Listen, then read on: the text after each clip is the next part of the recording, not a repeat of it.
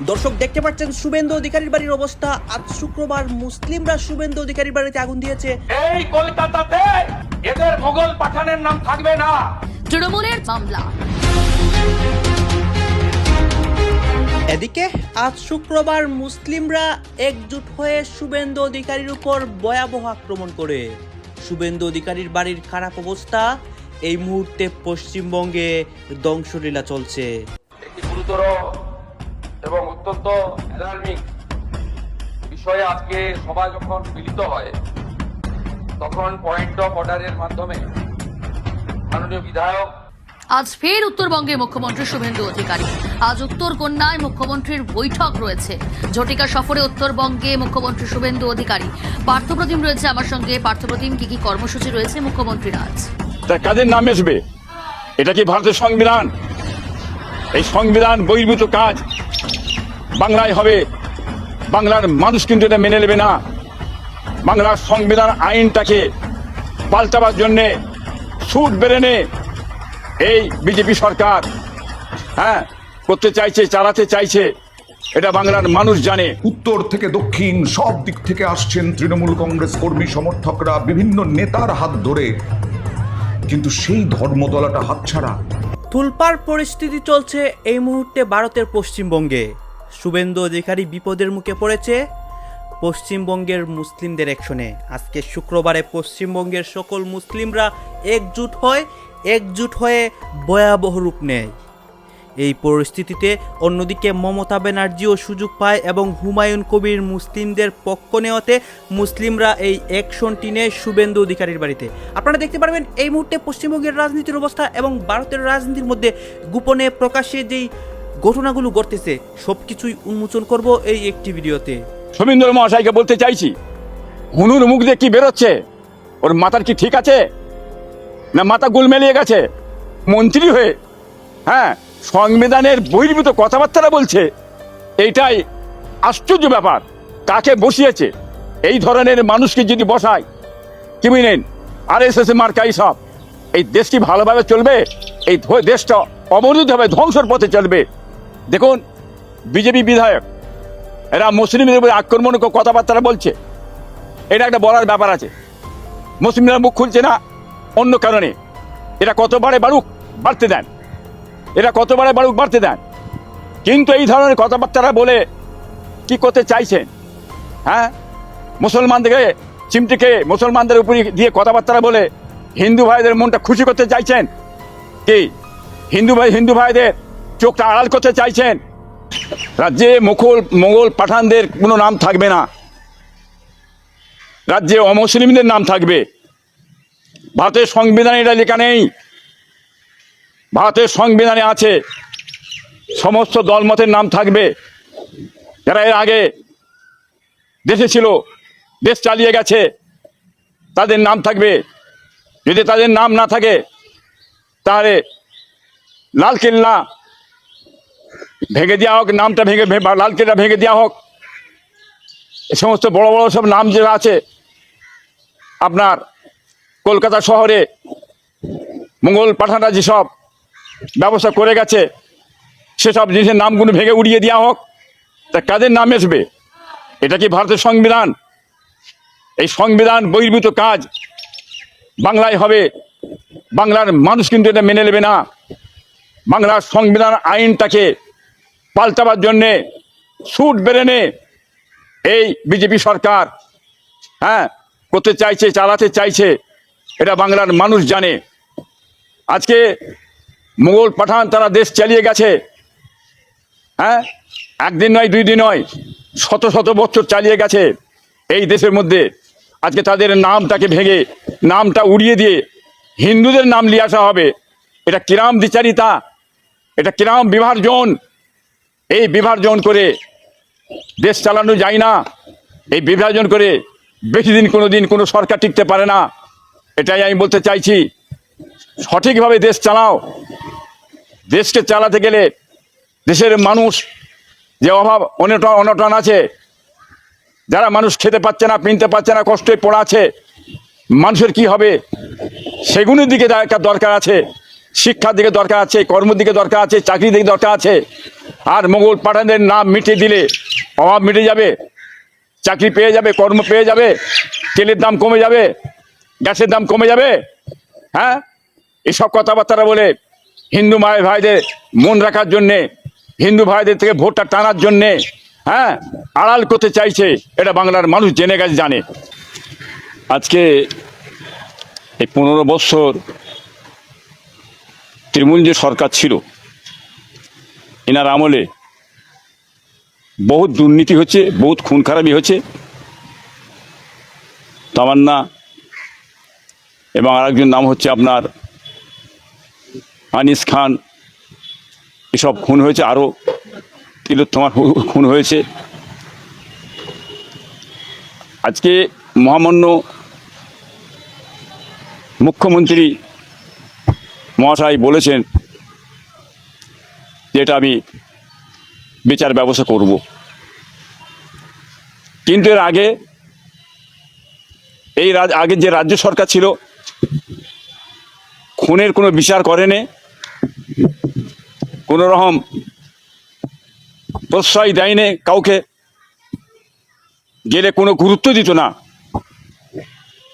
কিন্তু এখন মহামান্য মুখ্যমন্ত্রী শুভেন্দু সাহেব তিনি আশ্বাস দিয়েছে, আগামীতে আশা করি এরা বিচার পাবে বলে আশা করা যায়।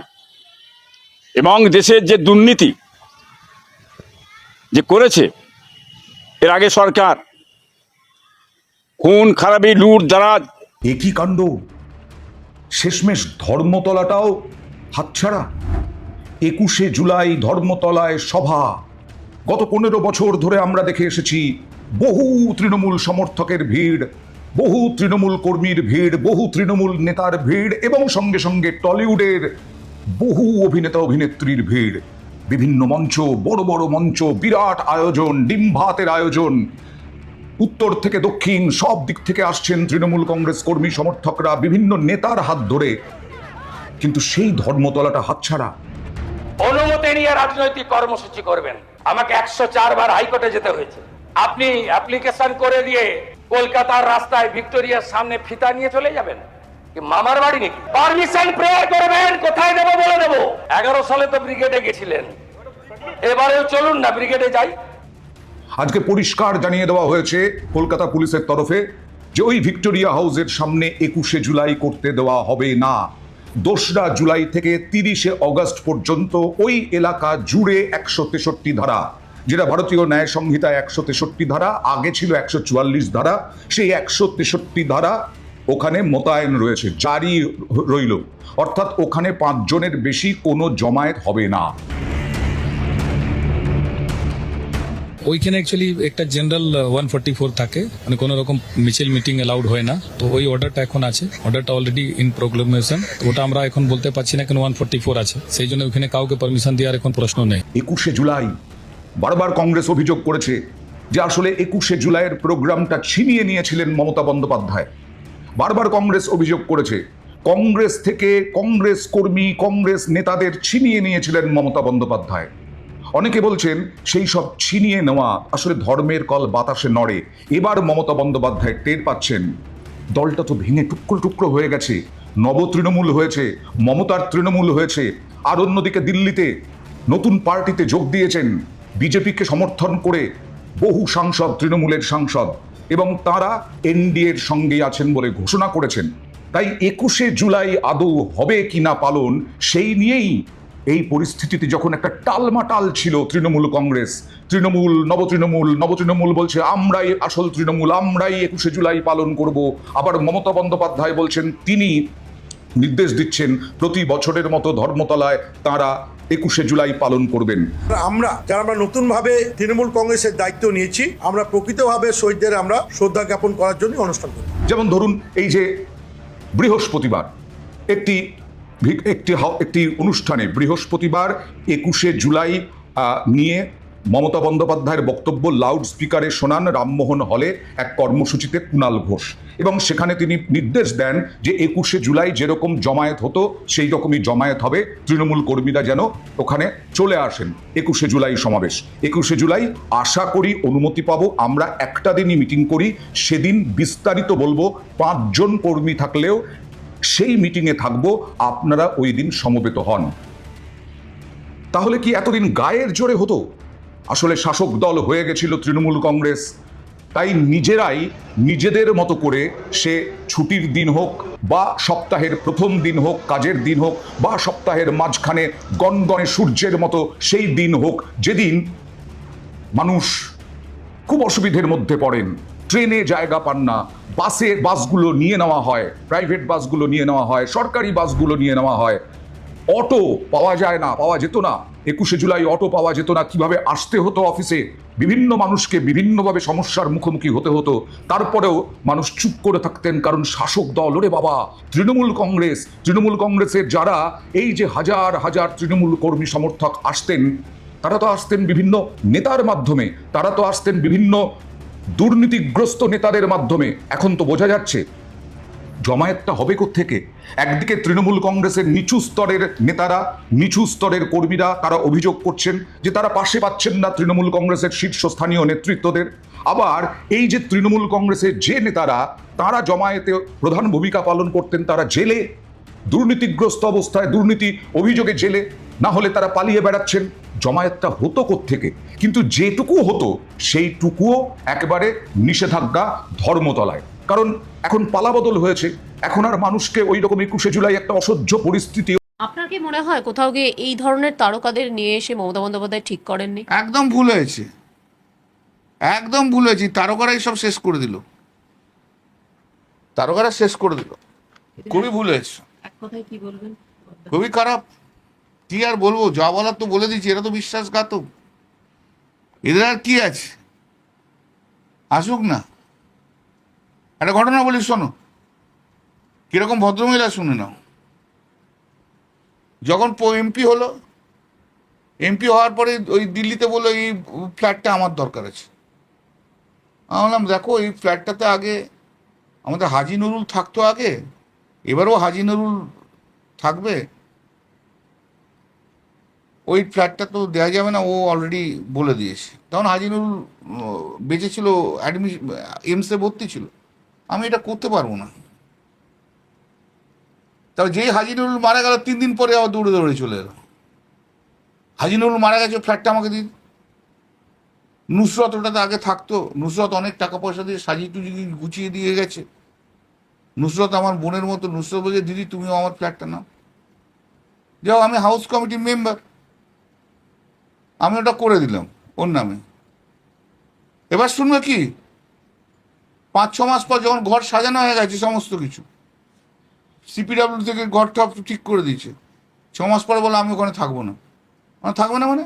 তুমিই তো বললে, জোরজার করলে, বলে ওই ঘরে যে যায় সেই হেরে যায়, নাহলে মরে যায়, নাহলে টিকিট পায় না। তাহলে এ আবার কি কথাবার্তা? বলে না না না আমি থাকবো না ওখানে।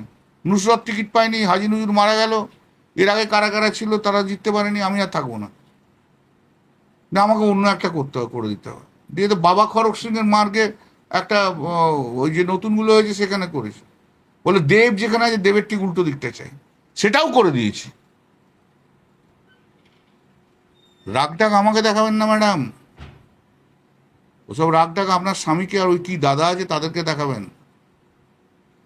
বিলেন আমরা খাইও না পড়ি না। আর অমিতাভ বচ্চনের সঙ্গে অনেকেই সিনেমা করেছে, হাজার হাজার, আপনি তাদের মধ্যে একজন। অন্তত নিজেকে ক্লেম করবেন না যে আপনি রেখার মতো পারদর্শী বা হেমা মালিনীর মতো পারদর্শী। আর সিনেমা কোথায়? গত 10-12 বছর তো অভিনয় করেনি, অ্যাঙ্কারের কাজ করেছে, কোশ্চেন করেছে। কটা সিনেমা করেছে? কটা সিনেমা হাতে আছে বলুন না? আর তো এখন নায়িকার কেউ দেবে না। দেখুন কাকিমা, মা, বুড়িমা তাদের রোল পান কিনা।